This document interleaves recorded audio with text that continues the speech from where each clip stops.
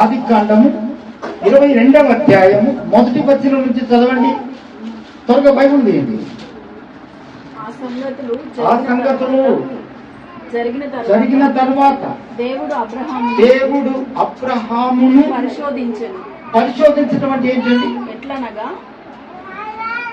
పరిశోధించడం అంటే ఏంటి? పరిశోధించడం అంటే తెలుసా? నేను రాజు దగ్గరికి వెళ్ళా. రాజు దగ్గర ఏం లేదు, పాపం సేవకుడు వచ్చాడు, పెట్టాలని ఆశ ఉంటుంది ఆయనకి. ఆయన దగ్గర ఏం లేదు. ఏమీ లేనప్పుడే దేవుడు ఏం చేశాడు? నా ఇంటికి బాగున్నాడు. అప్పుడు పరిస్థితి ఏంటండి?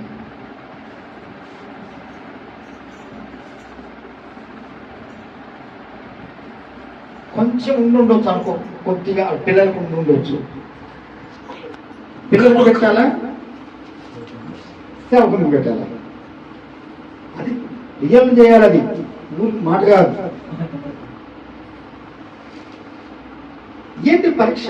సందర్భంలో దేవుడు అలా పరీక్షిస్తాడు, పరిశోధిస్తాడు. అబ్రహామును ఏం పరిశోధన చేశాడు? ఇంకా పిల్లలు ఏమైనా ఉన్నారు అబ్రహాం? దేవుడు నీ గర్భంలో నుండే వారసుడు వస్తాడు కానీ పక్కవాడి గర్భంలో వారసుడు ఇవ్వనని అబ్రహాం చెప్పాడు. ఆయన 100 సంవత్సరాలు వచ్చినప్పుడు దేవుడు వాగ్దానం చేశాడు. వాగ్దానం ప్రకారంగా కుమారుని ఇచ్చాడు. పరిశోధించడం అంటే ఏంటంటే అర్థం ఏంటంటే, ఇప్పుడు నా మీద నీకు నేనంటే భయం ఉంటుందా? నేను నీకు ఇచ్చే బహుమానంగా ఒక కుమారుణ్ణి నేను పొందుతా. ఈ రెంటికి పరిశోధన. మా కమ్మలమ్మ గారు ఉందనుకోండి, హాస్పిటల్ మీద ఉంటుందా, దేవుని మీద ఉంటుందా? ఇది పరిశోధన. మా ఇంజనీర్ చూసామనుకోండి, అమ్మో నా భార్యతో కూడా నేను ప్రెగ్నెంట్ గా ఉండాలనుకుంటాడు. ఆయన కాడ ఆడకూడదు. ఈ రోజుల్లో చాలా మంది సుఖానికి అలవాటు పడిపోతున్నారు. అన్నాడు డాక్టర్ రెస్ట్ తీసుకోమన్నాడు అంటారు. దేవుడు చెప్తే ఈయనలో, డాక్టర్ చెప్తే ఇంటారు. డాక్టర్ దేవుడు తెలుసా? డాక్టర్ మాట పాటించినంతగా దేవుని మాట కానీ పాటిస్తే నీకు అనార్థమే రాదు. దేవుని మాట వెనుక చెడిపోతున్నారు చాలా మంది రోజుల్లో.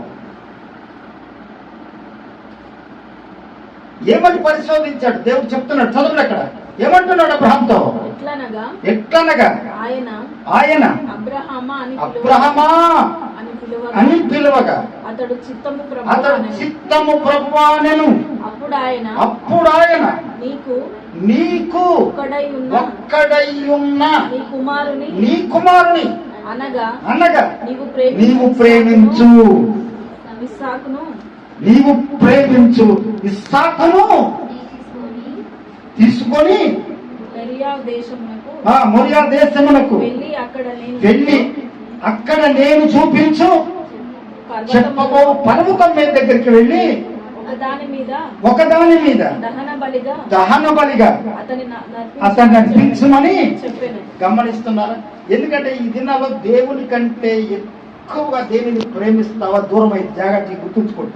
నన్ను తిట్టుకోవద్దు, ఖచ్చితంగా దూరం అయితే. అందుకే దేవుడు ఏమన్నాడు తెలుసు అబ్రహాంతో? ఒకటి నీకు ఒక్కగాన ఒక కుమారుడు, తర్వాత 2 నీవు ప్రేమించు. ఎవరిని ప్రేమిస్తున్నాడు? ఒకగాన ఒక కొడుకుని అయితే ఎంత ప్రేమిస్తున్నాడు? నీవు ప్రేమిస్తున్నావు అంటే దేవుని మీద, అంటే నేనే కదా నీ కుమారుడు ఇచ్చింది, నేనే కదా. మరి నేనిచ్చినటువంటి కుమారుని మీద నీకు ప్రేమ ఉంటుందా? ఇచ్చిన నా మీద ఉంటుందా? అదే పరిశోధన. అదే ఆ పరిస్థితి నీకు నాకు ఒత్తిడి చేస్తానంట.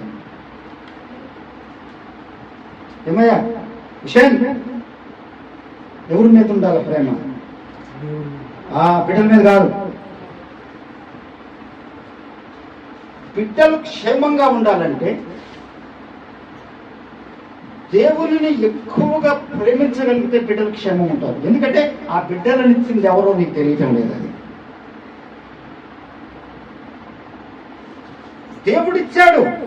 గర్భఫలం అనేది బహుమానం, యెహోవా ఇచ్చే బహుమానం అనేది.